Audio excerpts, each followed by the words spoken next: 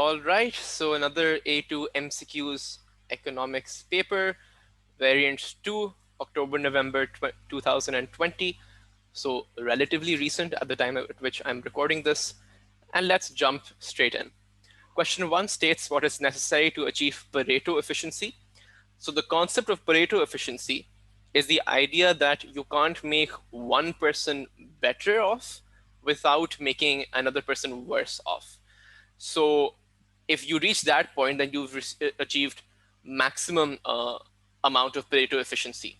So before that point where you are in the process of achieving Pareto efficiency, you can make another person better off without necessarily making someone else worse off. So only if you're operating within the ambits where you're making someone better off without having to make someone else worse off are you achieving Pareto efficiency.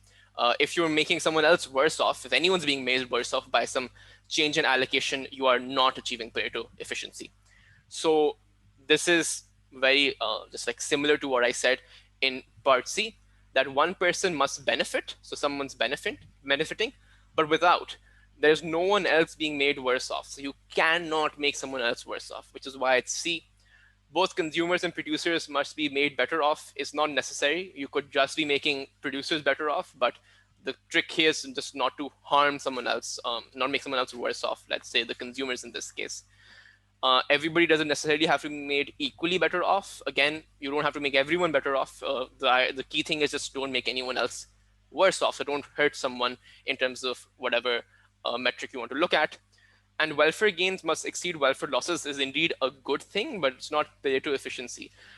Because if you are gaining welfare, but you're doing so at the cost of some sort of welfare loss, making someone else worse off, that's not Pareto efficiency, even though the gain might be more than the loss. We'll go on to question 2. A local council is considering building a passenger terminal at a port.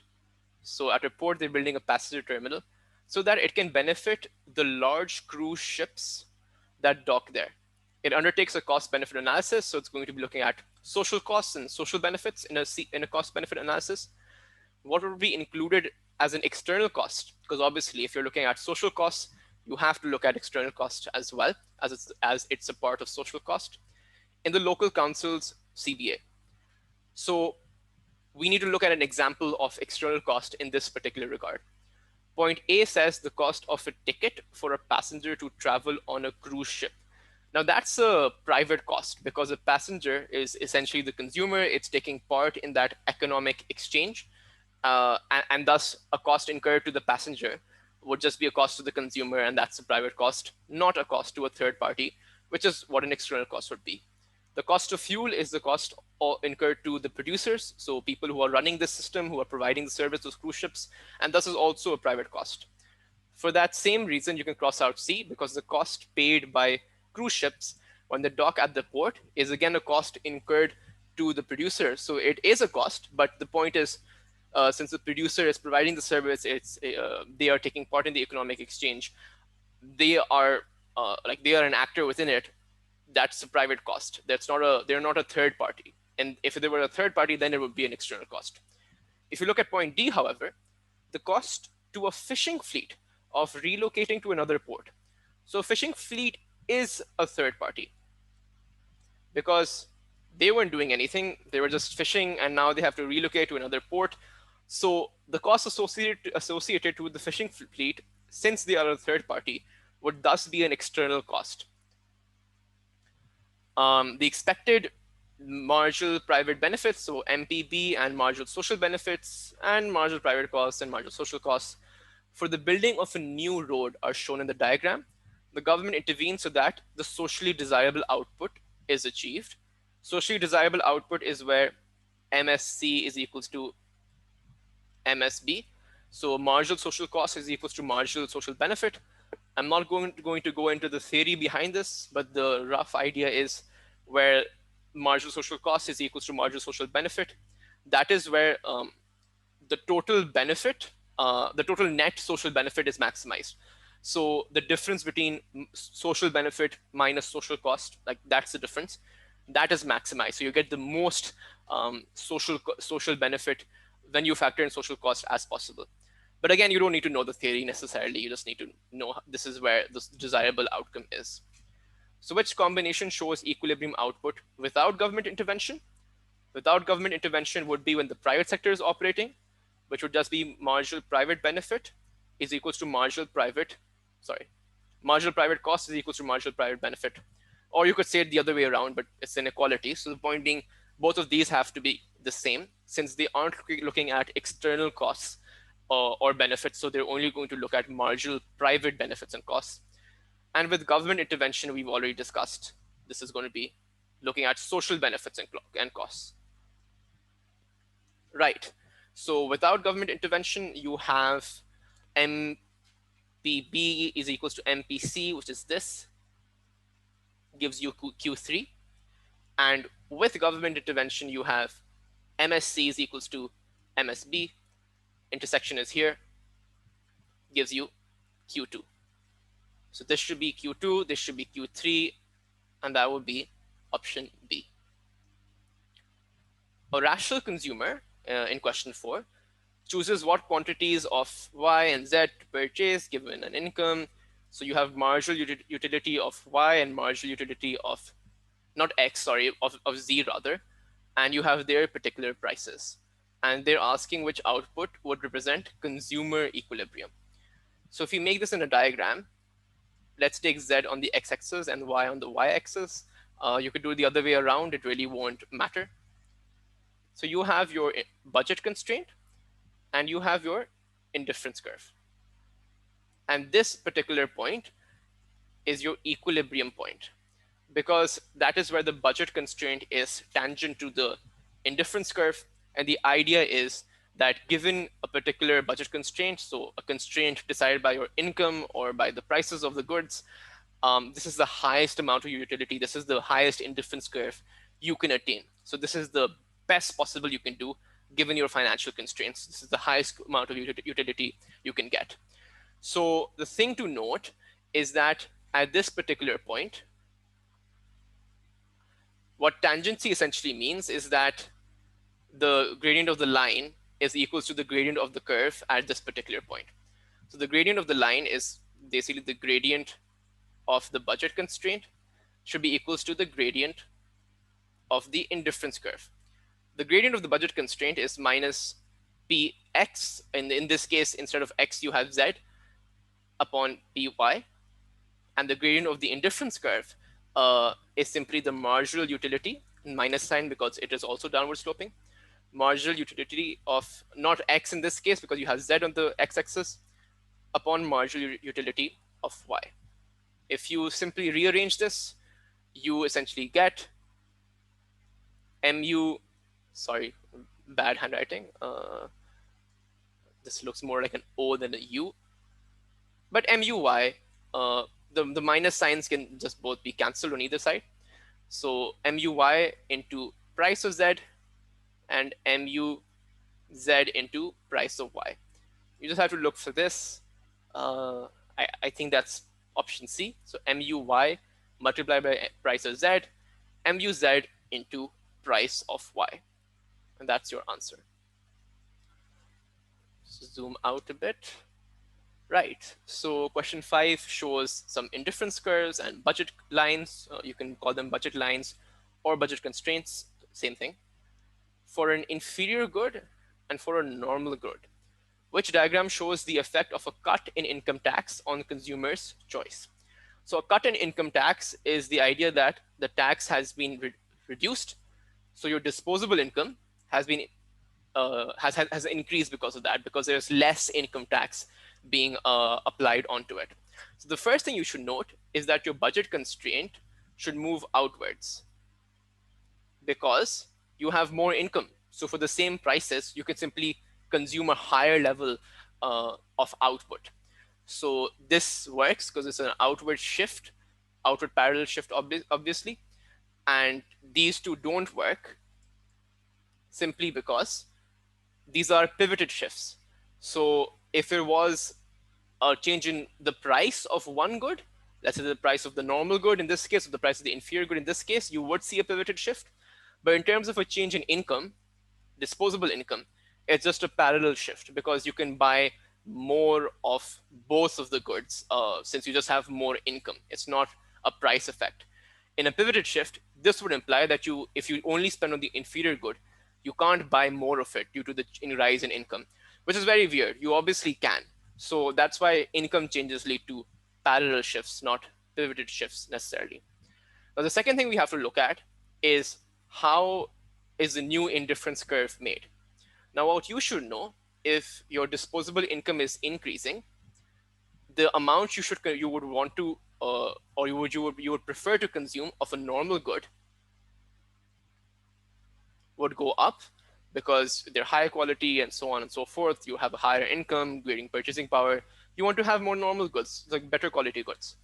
But the amount of inferior goods that you would desire or give value to, that would decrease. So you would want less amount of inferior goods at your optimal or your equilibrium point, simply because you're richer now, so you don't want to consume those crap goods anymore. So if we look at option A, clearly, this is if you look at the both the equilibriums where indifference curves and budget lines are tangent, the normal good amount is increasing and the inferior good amount is decreasing. So option A does the job. In this case, your normal good is probably just staying the same. It's weird, and your inferior good is increasing. So that's completely opposite to what we want. So you can cross out B for that logic. Question 6: what is marginal cost? And marginal cost is essentially the increase in total cost when you produce one more unit of that product. So if you produce one more chair, for example, how much does total cost increase by? So you could say it's the cost of producing that specific unit of the chair. So the difference between the total cost of producing n units and n minus 1 units of output, and this would be correct. This is essentially saying that the total cost of, let's say, 100 units, and can be anything, and the total cost of, let's say, 99 units, which is correct because if you look at it, you are only increasing the units by 1, and you're seeing how the total cost changes. So it is the cost of producing one additional unit as you go from n minus 1 to n. The difference in the average variable costs, I mean, marginal cost looks at total cost, not necessarily variable cost, and definitely not average variable costs. And again, this is looking at your average total cost, which is your total cost divided by quantity, and marginal cost looks at the change in the total cost, not the average total cost. Same logic can be applied here. It's not the average, and it's not just fixed costs, it's total cost. So you have 6A, just to be clear. Question 7. The table shows the production and total cost of a firm. What is the average variable cost, so AVC, of producing 5 tons of output? So the first thing is, let's figure out the variable cost of producing 5 tons of output, and then we can figure out the average variable cost. So you should know your total cost is your fixed cost plus your variable cost. So we have total cost, which means if you want to figure out variable cost, that's simply total cost minus fixed cost. But do we know fixed cost? We do. When you're not producing anything, so when output is 0, you're only charged for your fixed cost, so stuff like rent of the factory, for example, but you don't have any variable cost. So when output is equal to 0, total cost is your fixed cost. So your fixed cost, which will remain fixed across all production amounts because it's fixed by definition, is going to be 20. And this won't change no matter how much more you produce. It does not vary with output. Variable cost does. So your fixed cost is 20. And we're looking at, let's say, with the variable cost when your production is 5. So total cost is 50 when your production is 5. Fixed cost is 20. And we know variable cost is total cost minus fixed cost. So your variable cost will be 30. But it doesn't end there. You have to look at average variable cost. And average variable cost is just variable cost divided by the quantity. So it's 30 divided by 5 production units, like 5 tons of it, but same point. So that would just give you 6, giving you option C. The diagram shows the long run total cost curve of a firm. Which output is the long run average total cost at its minimum. So we're looking at where your average total cost, i.e. your average cost, and I'm not writing long run, but you get the point, it's in the long run. Where is this minimum average cost? Now, what you should know is that if you draw your average cost curve, your marginal cost curve, whether it's in the short run or the long run, will cut the average cost curve at its minimum. So this is the point where MC, long run MC in this case, is equals to long run average total cost or average cost, whatever you want to call it. When these two are the same, that is your minimum point, because by definition, and I'm not going to go to the theory behind this, but what you should know, and you can ask for further clarification in the comments if you want some of the more theory behind it, but the marginal cost curve will cut the average cost curve at its minimum point. And thus, that's the only point where marginal cost will be equals to average cost, and that will be the point where you have minimum average cost. So this happens at minimum average cost, which is what they've asked, minimum long run average cost. So how do we figure this out here? Now, what you should know, or what if you don't know, like you will know now, that for the long run total cost or any total cost curve that is being shown, the gradient is your marginal cost. In this case, it will be like your long run marginal cost, but essentially the gradient will be your marginal cost. That's because marginal cost is just change in output, is just change in total cost divided by change in output, which is essentially the formula of a gradient. Not going to go into too much of the background behind that. And your average cost, or essentially if you take particular points, you draw lines to the origin, those denote your average cost. Why? Because those lines just simply show total cost divided by the amount of output, which is average cost. So you have all of these lines, blah, blah, at these 4 particular points. So you have to look at where the gradient of the line, which shows average cost, is the same as the gradient of the curve, which shows marginal cost. And that's this particular point, because if you draw a tangent, here and you do it with slightly better drawing than myself, you will know that a tangent does show the gradient of the curve, and the tangent is the same as the line here. So this is where the line is tangent to the curve. And thus, what you can say is your marginal cost is the same as average cost at this particular point. That's option Y. And if your marginal cost is the same as your average cost, that is the point where you have minimum average cost. In this case, minimum long run average cost.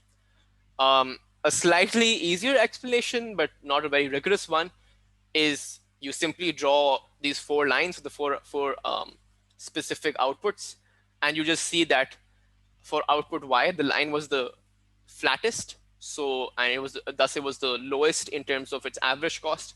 So clearly that must be the minimum average cost. That's also another way to look at it. So you have output O to Y. So option C, OY. Which combination of statements about small firms and large firms is correct? Small firms are more common in manufacturing than in services. That's not true. In fact, it usually can be more common in services even, because for lots of services, like in IT and so on, you don't need a lot of fixed costs. So it's very easy to enter the market. In manufacturing, you have a lot of fixed costs. So you have like the cost of overhead, factory, electricity, all of that, buying the factory in the first place. So there's lots of fixed costs even before you start producing anything. So it's and those fixed costs serve as a barrier to entry, because to enter the market, you have to first pay for the fixed costs before you can even start making output. And thus, you don't usually have lots of small firms. In manufacturing, you have a few larger ones that can afford to pay those fixed costs, and there are relatively higher barriers to entry. So this is just outright wrong. And large firms do face high barriers to entry and exit, because again, higher fixed costs and stuff. So that can still be right, but this is wrong. So you can cross out A. Small firms are more numerous than large ones. So this is probably right. There are small firms in markets where there are small firms. There are usually a lot of them because they are small. They can have a small share of the market, so lots of them can exist at the same time. Large firms do not experience diseconomies of scale. They do experience diseconomies of scale. They won't increase to the size where they experience significant diseconomies of scale, but the concept will still apply. So let's suppose if this is your average cost curve, your large firm could still be here, for example, in which case they are experiencing some amount of diseconomies of scale because they're not producing at minimum AC. But they will still be better than any small firm that's trying to enter the market, which will produce at this particular cost. This is cost. This is cost, I mean, average cost essentially. So you can still face diseconomies of scale to some extent, but still be more competitive than people who are entering the market and still have not benefited from the economies of scale that you have gained. Uh, to put it simply, you could have benefited by lots of economies of scale and then faced some minimal diseconomies of scale, and thus you're still really competitive and really have on overall low average cost. So this absolute blanket statement that they do not experience diseconomies of scale at all would just be wrong, and that's why you can cross out B. Small firms do well when each item produced must be different. They do well then, because when each item produced must be different, it must be customized, so to speak, then it's difficult for large firms to really benefit of standardization and mass production and economies of scale that comes from that, because every item has to be tweaked around with. Every product is different. So in that case, small firms are better because the concept of economies of scale isn't so relevant there. So the difference between larger firms and smaller firms won't be too stark there. So small firms can still do well when every item is customizable, let's say, or every item that's produced has to be different. And large firms can arise. It says it may arise, so that's not an absolute blanket statement. That's a may, which is fine, from internal growth, so they can grow, or they can merge with other firms, and that's completely fine. They may arise from that. They could also arise from acquisitions, but these are definitely viable ways that a firm can become large. So option C is fine. Small firms cannot have monopoly power, usually true. They are too small to influence the market, so they are price takers as opposed to price makers. But large firms can earn supernormal profits, because the entire idea of a large firm is that because they're large, there are just a few firms in the market and a couple of large firms, and they can earn high amounts of profits, so supernormal profits, especially in the short run in particular. So you can cross this out, because this is right, but this is wrong. So 9C is done. Question 10. Why might the long run equilibrium of a profit maximizing firm in a monopolistically comparative market differ from its short run equilibrium? So in a monopolistically comparative market, in the short run, because there is some degree of product differentiation, it's not a perfectly comparative market, it's comparative, but there is some differences you can come up with. That still leads to some amount of supernormal profits. So you can still make supernormal profits where your average revenue is greater than your average cost in the short run. The problem is it's still a comparative market. It's not perfect competition, but you're still not a monopoly. So there still do exist low barriers to entry and exit. And thus, in the long run, you will go back to normal profits because firms will be attracted to your high amount of profits, and then they will enter the market, and then they enter the market, that's more competition, they reduce the demand for you because they steal some of your consumers, blah blah blah. All of that essentially means that in the long run you stabilize at average revenue is equals to average cost, similar to how a perfectly comparative market would be throughout. So we have to look at where this is an option, and it's option B. Because there are low barriers to entry, more firms can come in the long run. So if more firms can come in the long run, that's why the long run equilibrium would be different for in the long run for such firms than in the short run. In the short run, you'd be making at equilibrium supernormal profits. In the long run, there are low barriers to entry. More firms enter the market to grab a share of those supernormal profits. And in the long run, you just have normal profits because so many more competitors suddenly showed up because of the low barriers to entry. Advertising expenditure is possible. You can try to differentiate your products, but that doesn't explain why in the long run your equilibrium would be different. It explains why you can make profit in the short run, super normal profit, but doesn't explain the long run thing in this particular scenario. Firms experience diminishing returns. Again, diminishing returns is a short run concept where diminishing returns, the idea is to if you increase like a very variable factor, um, or you increase variable factors in general, their productivity will go down because they crowd and there's overcrowding of fixed factors. So you increase the number of workers, the productivity is great, but it does go down eventually because there are just limited amount of machines, for example, for them to work on. So this is again a short-term concept because you do have a fixed factor in diminishing returns. If they were talking about stuff like diseconomies to scale or stuff of that sort, increasing or decreasing returns to scale, that would be a long run concept. So since these guys are just referring to a short-term concept in option C, you can simply cross that out because it doesn't explain the long run question. But again, even if you take this as face value and don't look at that, firms do experience diminishing returns, and that does explain why they can't get too large.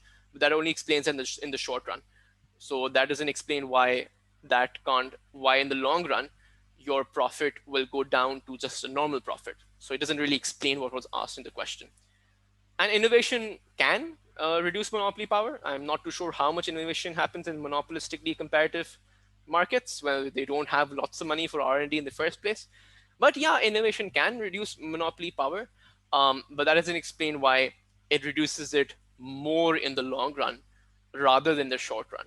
So it doesn't explain the question either from that perspective, and thus you can cross it out as well. All right, so question 11. So you have cost and revenue curves of a monopolist, and what would be the aim of the firm if it chose to produce at Q1 P1. So this price is this and quantity is this. So what you should pick immediately is that MR is intersecting the x-axis here. So at this particular amount of output, amount of quantity, MR is equal to 0. Your marginal revenue is equal to 0. And total revenue is maximized when MR is equal to 0. I'm not going to go into the explanation of why this is the case. For some of our more mathematically inclined students, an easy way to look at it is MR is the gradient of total revenue. So a curve is maximized or in some cases minimized when its gradient is equal to 0. So that's another way to look at it. For the rest, it's something you can just take into account and keep in mind that when your marginal revenue is equal to 0, total revenue is maximized. Because if you go any further, marginal revenue become negative. So then total revenue will start to decrease. If you go any back, where marginal revenue is positive, that means that there's more amount of quantity you can produce where the marginal revenue would still be positive and would still add to total revenue. So this would just be less total revenue than your maximum. This would just decrease maximum total revenue because then MR becomes negative. So that's another way to look at it. And thus, you're essentially maximizing total revenue. So you can go with revenue maximization. Profit maximization would happen when MC is equals to MR. So that would be this particular point. It's not happening in this case. If you look at sales maximization, that occurs, that's like the number. So that's different than revenue because you're looking at where can I maximize the quantity, so to speak, the amount I can sell, which is usually where AR is equal to 0. So that's not the case. You don't have to go for that. Same logic can also be applied to growth maximization as well. What does the kinked demand curve, which is the particular case in a oligopoly, yeah, model suggest about equilibrium price in an oligopoly market? Well, I didn't have to write this because they wrote oligopoly market here anyways. But what does this kinked demand curve do? Now, the idea is behind the kinked demand curve is that there exists some amount of price rigidity because increasing the price won't help and decreasing the price won't help either. So at a particular point, which is the price that all the big firms in the market are operating on, so in an oligopoly, you have a few big firms. If you try to increase the price above that, you won't have much benefit because the rest won't increase their price. So, most of your consumers will run away and go to your rivals. So that makes the price increase very elastic and thus not very beneficial. And if you try to decrease your price, you will surely get some additional quantity, but it'll be very inelastic. So you won't get as much quantity because if you decrease the price, all the rivals will also follow and decrease their prices because they also want to remain competitive and they don't want you to win over their customers and win over their market share. So they will also compete with you. If you decrease the price, they will also decrease the price, which means at the price which you're operating at, we won't go into where or how you get that price from, but let's say there's a price at which you're operating at. There's no incentive really to increase the price and lose out on customers, or decrease the price and get a few customers but lose out more on revenue because the prices have decreased by more, as it's inelastic, and thus you just will stick here. So this is where the concept of price rigidity comes from, because of the kinked demand curve. So we have to look at equilibrium price. So it will be stable. It will, stability is what we were looking at. It will be stable. It will be rigid. It won't change. So you can cross out change frequently, because there is little incentive for firms to change prices, which is exactly what I explained. Changing the price either upwards or downwards doesn't really help you increase your profit or revenue. Oh, I shouldn't cross this out. This is the answer, which I just explained, but crossed out unnecessarily. You can cross out option B, because while stable is fine, the reason why it's stable is not because there's a lot of competition. It's not a perfectly comparative model. There isn't a lot of competition. There are just a few big firms, and the rest of them are quite meaningless. So the idea is not that there's a lot of competition, but just that there's a few main big rivals which will match your price decrease. So therefore, you don't have an incentive to decrease price. What is an essential feature of nudge theory?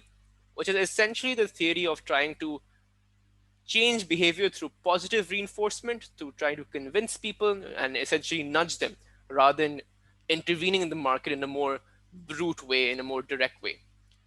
The aim of satisficing, so it's not necessarily the aim of satisficing a particular stakeholder. That's a completely different concept, trying to make different stakeholders happy. Nudge theory is not linked to that. It's just the aim linked to trying to change some consumer behavior, but in a slightly more indirect way. Legal requirements existing, again, don't have anything to do with what I just explained. The idea of contestable markets are markets where barriers to entry are very low, so the threat of entry exists, which is again very different to what I just explained. But the idea of persuasion is relevant, because you're trying to persuade the consumers to change the way they consume, or you're trying to persuade someone to change using some not direct mechanisms where you have some laws or some any government intervention where you just say that you can't buy this XYZ product, or you can't do this, or we'll tax you or whatever, but trying to like change their consumer patterns or something of that sort, or even change the way firms produce, simply through positive reinforcement. So for consumers, it could be some sort of stipend. For firms, it could be a tax holiday, something of that sort. So it's more subtle and it's less intrusive. What indicates that a more equal distribution of income has been achieved? You should go ahead and pick C right away, because the Gini coefficient does measure the amount of equality or inequality in a particular economy. It goes from 0 to 1. 1 is horrible. It's it's the maximum amount of inequality that can exist, and 0 means that there is perfect equality. So the closer you are to 0, a lower Gini coefficient would indicate you are getting closer to perfect equality, and that is what we are talking about here.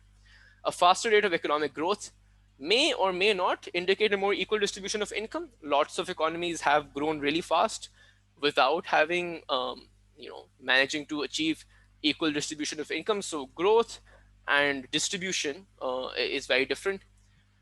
The HDI does look at development and does look at a few factors, but those factors don't directly look at distribution of income. So those factors largely are your mean or your expected years of schooling. They also look at your gross national income per capita, and they also look at a couple of other things, so such as your life expectancy at birth, but it doesn't look at more equal distribution of income. So the other things like life expectancy, mean years of schooling, does indirectly show whether income has been distributed more equally or not, but it's not a direct measure as the Gini coefficient is. And a lower tax to GDP ratio, that's just how much you're taxing. It doesn't necessarily show equality or inequality in that particular sense. Which combination of policies is most likely to reduce the number of low paid workers caught in the poverty trap? So you need to help these low paid workers who are in poverty. Individuals' tax free allowance for income should increase. So the tax free allowance for income is basically an allowance at the bottom of the spectrum at the point where you don't have to pay tax. So let's suppose it's 1,000 rupees. If you're earning just 1,000 rupees, you don't have to pay any tax. So if you're increasing that, that's saying, oh, hey, if you're earning 2,000 rupees, you still don't have to pay any tax. And after that, you will have to pay tax. So you should increase the tax-free allowance so that people who are in that bracket benefit. So they're not just the absolute poor, they're also the people who are slightly better than them, but are still low paid and still caught in the poverty trap. So you should increase that so that these individuals don't have to pay any tax as well. And national minimum wage in real terms, so real just taking inflation into account, should increase. If you increase national minimum wage, these low paid workers would probably get a higher amount of wage because the minimum wage increases, so they'll be better off. Again, this is most likely. You can try to make counter arguments to this as well. It's not like this will definitively improve or reduce the number of low paid workers, but it's just what's most likely to help given the options. So you introduce in question 16 a national minimum wage in an occupation where workers are employed by a profit maximizing monopsonist. So a monopsonist is the sole buyer of labor in that particular industry. So there's only one employer that you can go and get hired at. There are no comparators. So like a monopolist, but in the labor market in this particular case. So you initially, if you look at it, we have to look at total wages. So let's look at the comparisons and what specifically happened. So the monopsonist, without a minimum wage in place, is going to produce, is going to hire where MC of labor is equals to MR. MRP in this is what the technical term is, marginal revenue product, but where MC is equals to MR of labor, and that's this point, that is quantity Q1. It's going to go down from that and use the supply curve to figure out for quantity Q1 how much labor does it, how much amount of wages does it need to give, and that's W1. So total wages are currently going to be OW1 x Q1, because total wages are just the number of workers that are being employed and the wage rate paid to every worker. So you can multiply the two and you get this particular area, which I'm going to rub right now just so that we can look at the other thing as well. So you have your old total wage. It is this. Now let's look at what happens if you do impose a minimum wage, which is here. So at a minimum wage, you will have to use the minimum wage to go to the supply curve. And when you go to the supply curve, let's just go downwards and figure out the amount of employment here. So if you increase the minimum wage, you, again, if you have the wage, you can just use the supply curve to get the amount of employment that would be done for that specific wage. So now you have a higher amount of total wages. The area increases. So it does increase, and the new total wage is OWM. I believe this is U and Q3. So there is an increase because the area that we were highlighting does increase. So there is an increase from OW1 X1 OW1 XQ1. That's fine. But this shows Y, which is incorrect. So this will be your option OWMUQ3. A backward sloping supply curve of labor is one beyond a certain point, the supply of labor. So before we answer it, let's just look at it. This is something of the sort of a backward bending or backward sloping supply of labor, where this is essentially your wages and this is the number of hours you wish to work, hours of work. So the idea is in originally, as your wages increase, you're like, hey, this is great because my wages are increasing. I should work more because this is a really profitable thing because I'm getting paid more per hour. So let's work more hours. So you increase it. Then past a certain point, you're like, well, now I earned so much already. That's when the income effect starts to kicking. And you're like, I don't really need to work that many hours. I have so, such high wages already. And thus I just feel richer and I would prefer leisure. So when the wages increase, then you actually decrease the number of hours because you then feel so rich or feel relatively richer. And that's why you prefer leisure instead of working more number of hours. So it goes backwards. So you're just like, I get paid so much per hour. I don't have to put in that many hours. I don't care about money as much. I can make so much money just from working a few amount of hours. So this is the point beyond where the supply of labor does what? Decreases as the demand for labor rises. Again, here is not, there's no demand for labor in this particular diagram. Increases as the demand for labor rises. Again, you can just cross it out for the same logic. So it's about wage.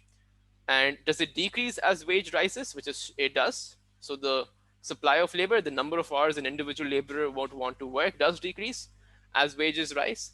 It does not increase as wages rise. If it increases, it will just be a straight line, not a backward bending curve. This is for an individual that I've made, but you could make it for the market as well, and you could just put quantity of labor here. So that would also work. The table shows factors that influence living standards. Which country would be the most likely to have the lowest HDI? The lowest.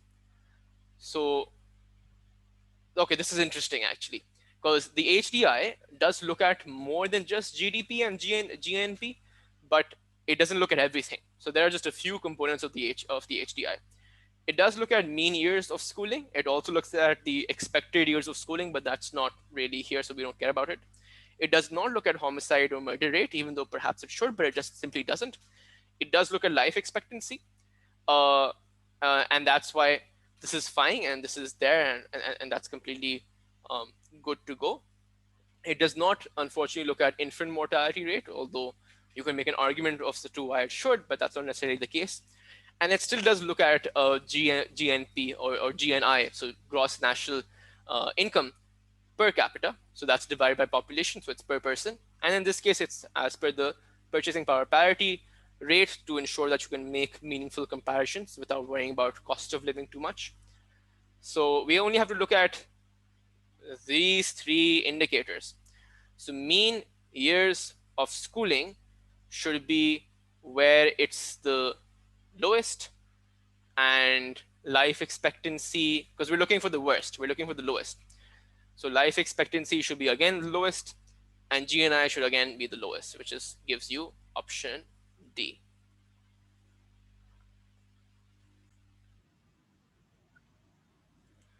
All right, so question 19. Let's use a different color because I'm tired of green. It's quite a ugly color. I don't know why I use it, but anyways. The table provides data on gross national income and foreign aid expenditure of selected countries. So aid that they give to other countries. And this is in 2016. So you have some countries, you have their GNI, and you have their foreign aid that they give. What can be concluded from the table? Countries with a higher GNI always spend more on foreign aid. So if you look at foreign aid, the highest is given by Germany, which does have the highest GNI. The second highest is given by Sweden, which does not have the second highest GNI. So this is wrong, because if countries with the higher GNI always spent more on foreign aid, then South Korea has a higher GNI, so they should have spent more than Sweden on foreign aid, but they spend less. So this statement is not necessarily true. Germany has the world's highest expenditure on foreign aid. Well, they have the highest expenditure on foreign aid in these 4 countries. You'd have to look at the rest of the 190 plus countries to make that comparison. So we really can't. South Korea, because it's the world's highest expenditure, not just the 4 countries in this table. So we can't make that conclusion. South Korea and Belgium spent an equal proportion of GNI on foreign aid. So for that, we can look at that. So equal proportion of GNI on foreign aid. So that'll be foreign aid divided by GNI. So for South Korea, this would be, this would be 2.10 upon 1403.6. And for Belgium, this would be 2.10 upon 468.9. So you can use your calculator and see whether the proportions are the same. But it's obvious that they're not, because the numerators are the same, but the denominators are different. So clearly, South Korea's proportion would be smaller than Belgium's proportion. But if that's not immediately obvious to you, you can use a calculator. You'll have enough time to pop in a few values. So, but because of that, you can also cross C, and that just leaves D. Sweden spent the highest proportion of GNI on foreign aid. So to do this, to verify this, all you have to do is, for every single country, just take their foreign aid expenditure divided by their GNI. So you can just do that for all.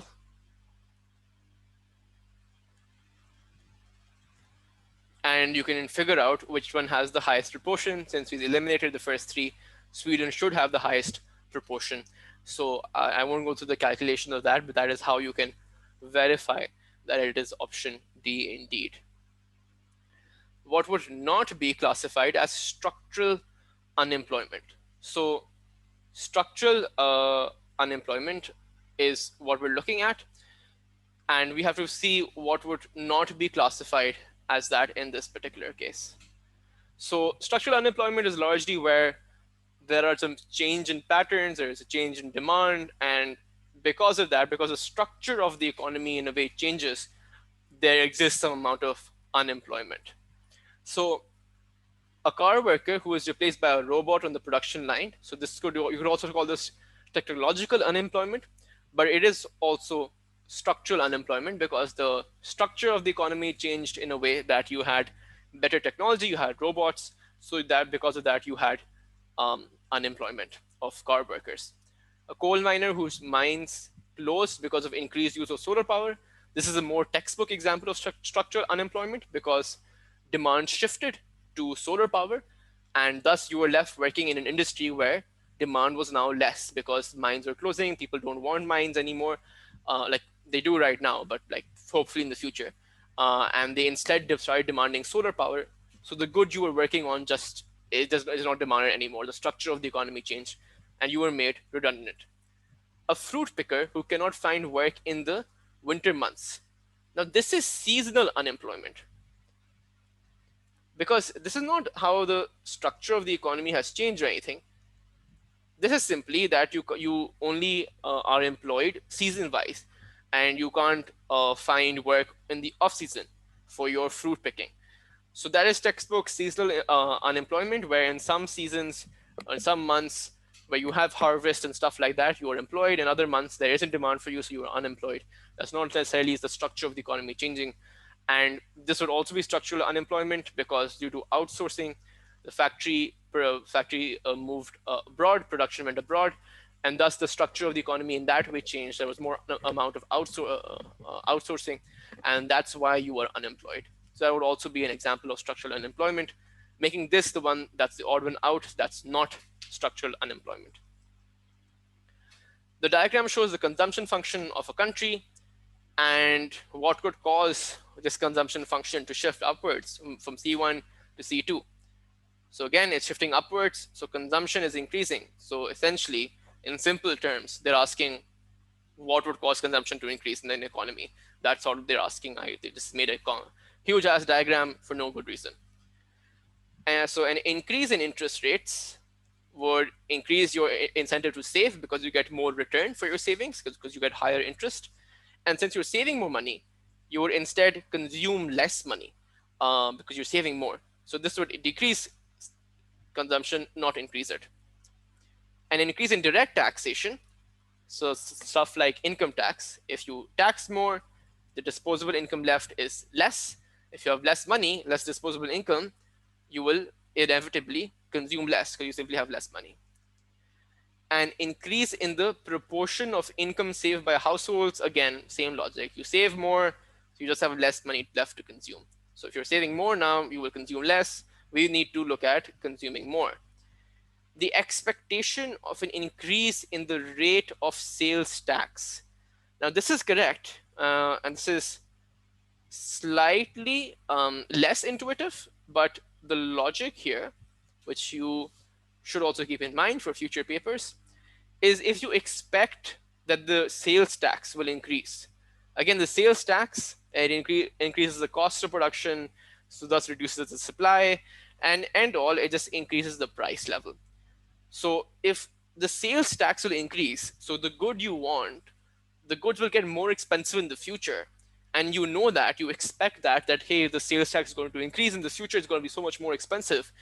You would say, instead of waiting for the future, let's not save so much, let's use some of that savings to consume a lot now while the sales tax is still less, before things get expensive in the future. So let's consume now, bring our consumption forward, and enjoy that consumption now, because we have lower prices now as compared to the future. So that would increase consumption. For that reason, you would instead save less in this particular option. The accelerator principle refers to the relationship between investment and national income. So the idea is, the change in the national income for the previous year will affect the change in the investment for this year, and investment is thus dependent on national income. So that's what the accelerator principle says. So it's not about interest rates. That's a very different theory about investment, how it is dependent on interest rates. That's not what the accelerator principle in specific is talking about. It's not about, so national income and GDP can in most cases be used interchangeably, because GDP is showing the value of the goods and services you are producing, which is your income as well. So again, whether you write national income, whether you write GDP, it should be fine. And it's not the level of the GDP. It's not like the absolute amount. It's how much it changes. So there's a relationship between how much you invest and how much your GDP in the previous year has changed. So that change bit is important. What is included in narrow money? So narrow money is essentially stuff that you can easily use to start purchasing goods and services. So you can use that and go out and buy yourself some samosas or chocolates or whatever.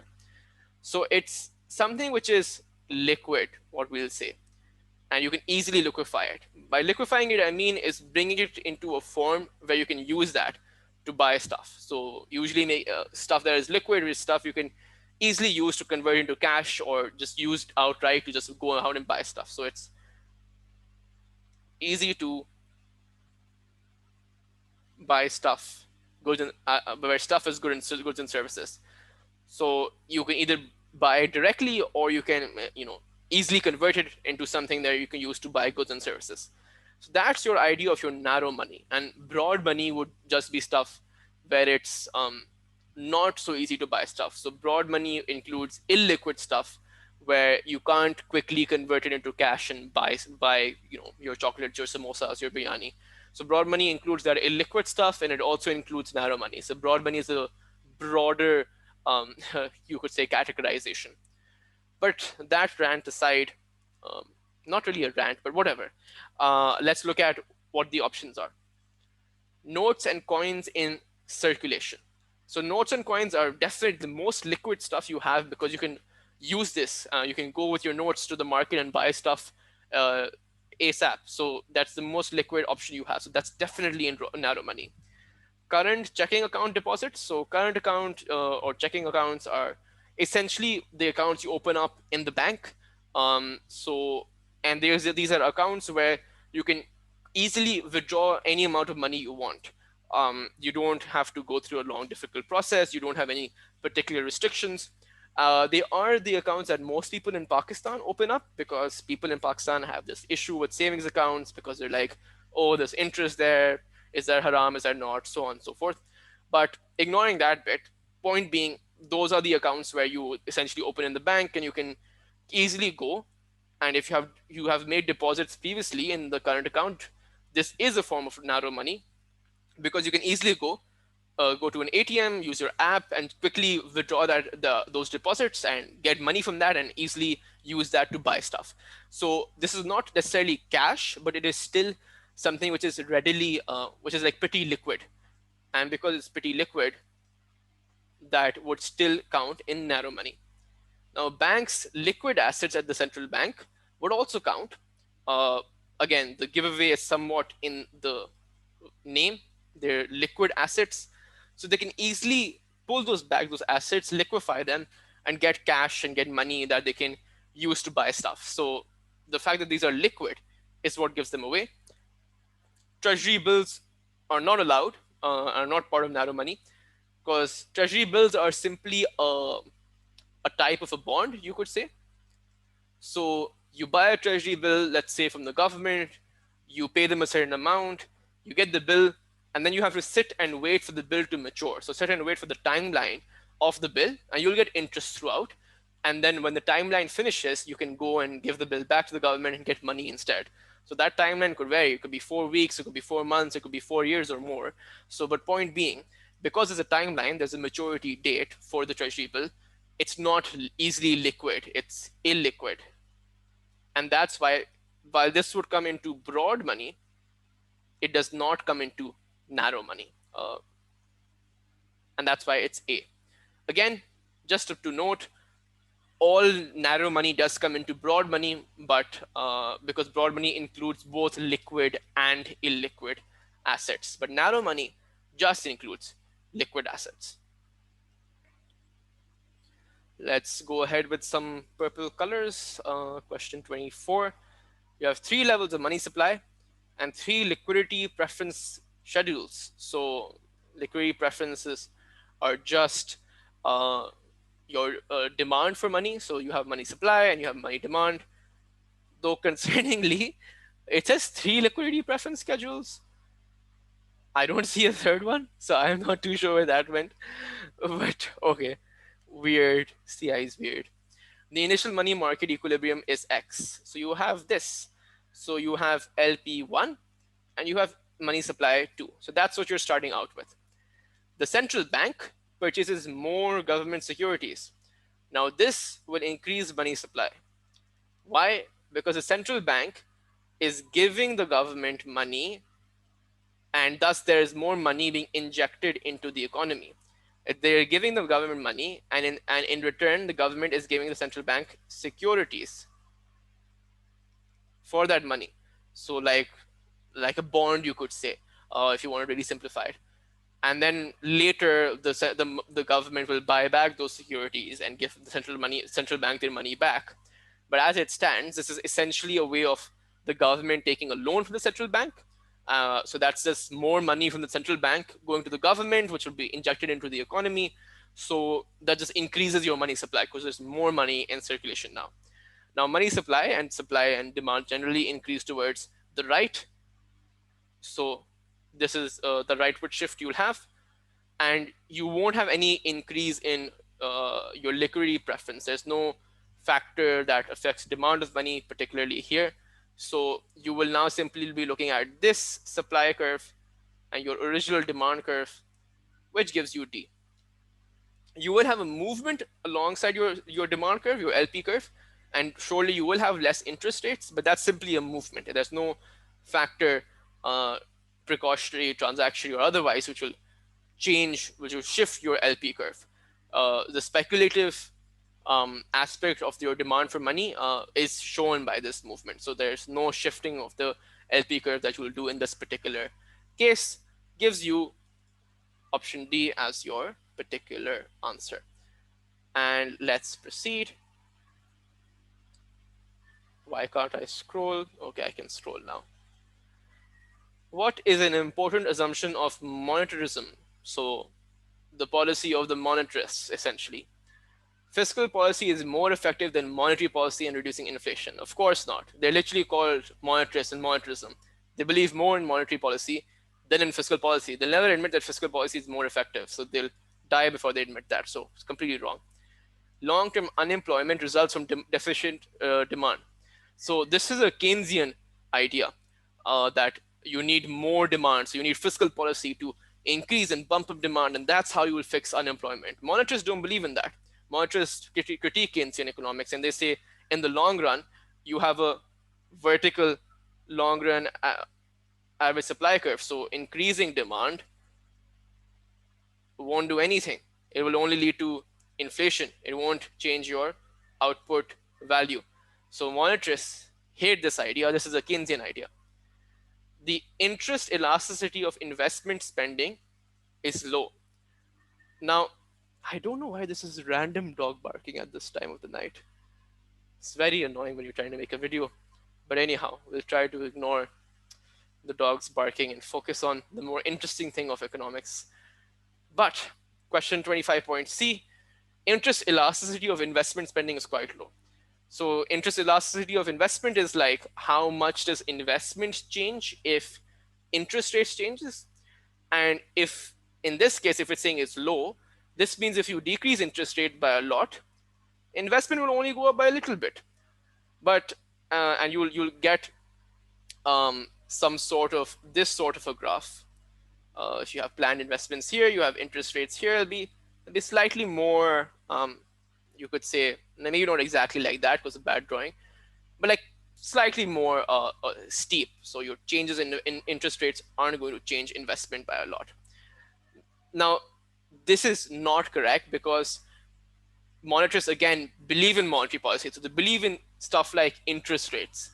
And because they believe in the power of interest rates to affect the economy, they will believe that this will be high. They will be elastic because if you change interest rates, there will be a lot more like increase in investment or decrease in investment. So this is something that Keynes would say is like, haha, interest rates don't really work, screw you, monetarists. But that's not something that the monetarists would say themselves because they believe in interest rates and the concept of monetary policy. Now, the velocity of circulation is stable is thus your right answer. So let's just shamelessly write over question 26 right now and just quickly go over what this was.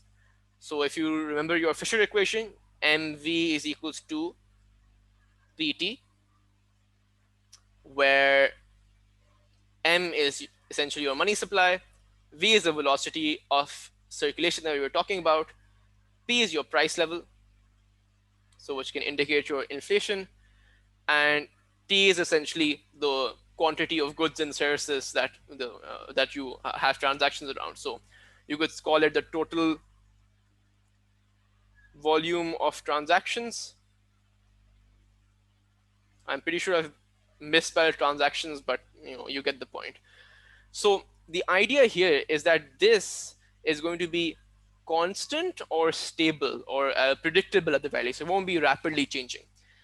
And we also know that the total volume of transactions, so the amount of transactions you have in the entire economy, that's also relatively stable and relatively fixed in the short run. Like it doesn't change too much. People don't suddenly start having more transactions every year. It's something that's relatively fixed. So this means that money supply, if it increases, velocity is constant, transactions are constant. So naturally, price level has to increase to balance it out. And similar for the decrease. The point I'm trying to make, it shows that how important money supply is. That it is money supply, not demand, that Keynes would talk about. So it's money supply, not fiscal policy, that will impact your level of prices, that will impact inflation. So the importance of money and money supply and monetary policy is being highlighted by option D, and that's why it's an important assumption of monetarism, and not one that the Keynesian counterparts would agree to. So you can go ahead with that. This looks a little bad now because I'm trying to solve question 26. So I'm just gonna rub over a little bit of this, slightly unsuccessfully. I think it's fine. Question 26.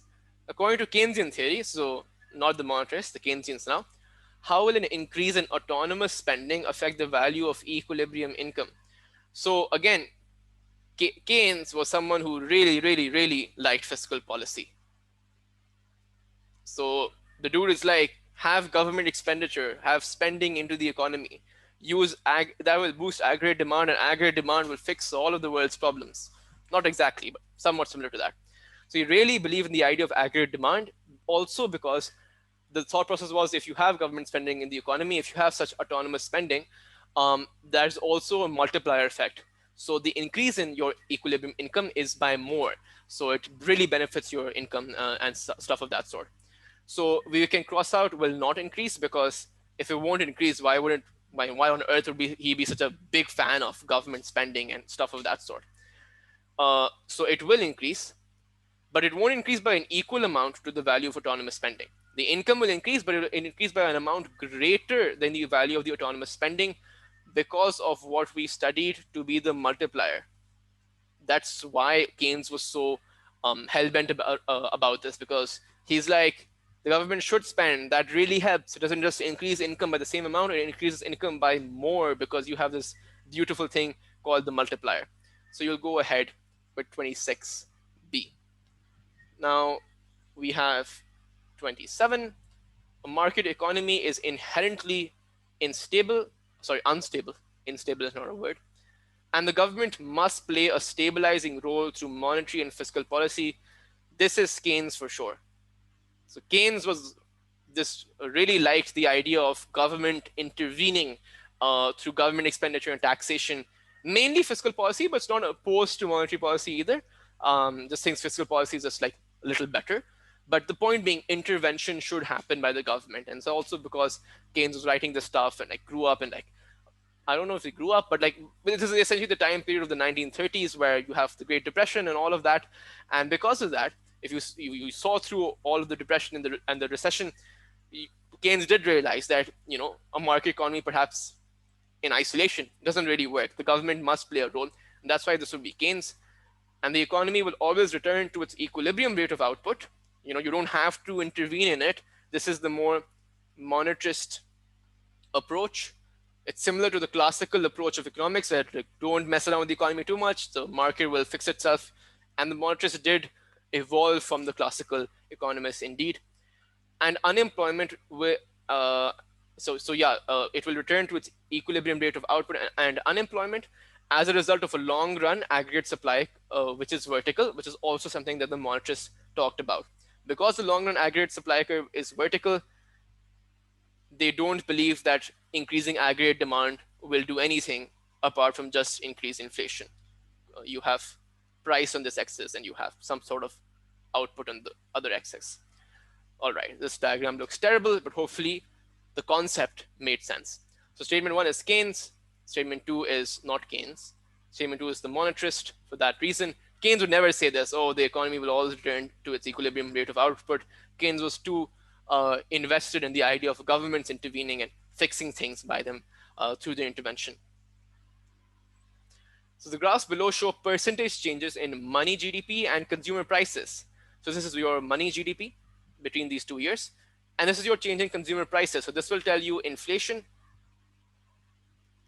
and money GDP is just nominal GDP without taking inflation into account. So it's not real. Between 2009 and 2010, money GDP fell, but consumer prices continued to rise. So this bit is correct. Prices did rise. It's like the percentage is still positive. This is incorrect. Don't fall for this. It's a common tricky technique that the examiners use. The money GDP still rose. It just rose by less in terms of the rate of its increase. So initially it was increasing by 9%, then maybe let's say 11%, then maybe let's say 5%. But 5% is still positive, right? It's still increasing by 5%. It's just that the rate of increase has gone down.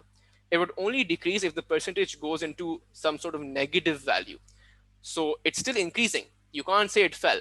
It's still increasing. It's just increasing by a less amount of rate, you could say. Money GDP and consumer prices both continue to rise throughout the period. This is exactly what we just explained. In real terms, GDP grew throughout the period. This is difficult to comment on. So, because we know the percentage changes in money GDP and and like your inflation, your change in consumer prices, we're unsure where they started from, what was the starting point, and whether what was the real GDP there. So it's very difficult to simply make a comment about this here. And money GDP, when money GDP fell, I'm not going to even read the rest because we just talked about how it didn't fall. So it can't be D because it just did not fall. So there's no way they can say it fell because there was no period where it fell. In an economy, the elasticity of demand for imported raw materials is 0.3. So this is inelastic because it's less than 1. They haven't mentioned the minus sign here, but that's just assumed, so you don't always have to mention it. That just shows the direction. The magnitude is what we care about. And the elasticity of demand for exports is also a 0.3. This is also inelastic. Again, when they don't mention whether this is price elasticity or some other elasticity, you assume it's price elasticity because that's the most common one. Following a depreciation in the economy's currency, so your exchange rate is decreasing, your currency is becoming less valuable, what will be the impact on inflation? So you have to look at cost push factors and demand pull factors. So let's first look at the impact on imports and exports, and let's go on from there. So with imports, if you look at this, and we do import raw materials, so this is relevant. If your exchange rate decreases, you still have to buy your imports at a different exchange, at a different currency, right? Like USD, for example. So that currency becomes more expensive because your currency, your home currency, is weaker. So the price of imports increases. But we know that while the price of imports increases, the quantity demanded of these imports will decrease, but will decrease by less. Why will it decrease by less? Because this is inelastic. We just discussed this. So the price will increase by more, the quantity demanded will increase by less. So the amount of expenditure on imports will increase because the price increase is greater than the quantity demanded decrease. So the amount of money you're spending on importing raw materials, that's just increasing. And importing raw materials is a cost, right? It's a cost of production. So if the amount of money you're spending on importing raw materials is increasing, your cost of production is increasing. And obviously, when your costs increase, your aggregate supply decreases and your prices increase. So you have an increase in your general price level, and this is known as cost push inflation. So you can go with C and D. Now let's narrow it down further. When your exchange rate decreases, let's look at what happens to your exports. So when your exchange rate decreases, since you're selling your exports in your own currency and your currency is now weaker, so the price of exports decreases. However, since it's an inelastic demand, your quantity demanded of your exports will increase, but it will increase by less. And thus, as the price change is greater than the quantity demanded change, the export revenue that you earn, that will decrease overall. Remember that AD was C plus I plus G plus X minus M. So if X is going down, and also M is going up as well, this essentially means that this entire bracket is going down and AD will go down. So you will have less AD, which should put a downward pressure on your general price level. So demand pull factors will cause inflation to decrease, not increase, because there's less aggregate demand due to this. So 26, so that is 29. C. Question 30. Which combination of macroeconomic policies will most likely be successful if the aim were to reduce unemployment and reduce inflation? So right off the bat, this should, well, didn't mean to draw an arrow there. Yeah, this is more like it. This should indicate that there's some supply side policy at play. Why? Because if you go with a demand side policy and you increase aggregate demand, this will reduce unemployment. Sure, you will have more production, all of that, so you'll have more hiring for that excess production, blah, blah, blah. But this won't reduce inflation. This will cause, in fact, demand pull inflation. So you can't have reduction in unemployment and reduction in inflation with demand side policies. You can't have it with supply side policies, because if we just draw simple AS and AD curves, you have, let's say, some output here, uh, GDP, something like that. You usually have national income or whatever. If you increase aggregate supply, I haven't taken great care of the specific curvature of the aggregate supply curves because it's not so relevant here. But what you can see is increasing aggregate supply reduces your inflation, your price level, and it also increases your output. So you increase in output would lead to more demand for labor, and thus it would reduce unemployment. So you have to look for a supply side policy here. Contractionary supply side policies will just reduce aggregate supply, so that's not what you're looking for. You want expansionary supply side policies, and that would fix the problem. Reduce indirect taxes also helps increase your aggregate supply, because less indirect taxes means, again, there's just less cost of production, because some of the indirect taxes are shared between the consumer and the producer. So that would also increase aggregate supply. And there you have it. Another A2 economics MCQ paper solved. If anything still is unclear, feel free to ask in the comments below. If you want me to solve a specific paper, also ask in the comments below. And if you think my content is useful and you appreciate it, do spread the word and like and subscribe, all of that type of stuff that YouTubers say. All right, that'll be it for today.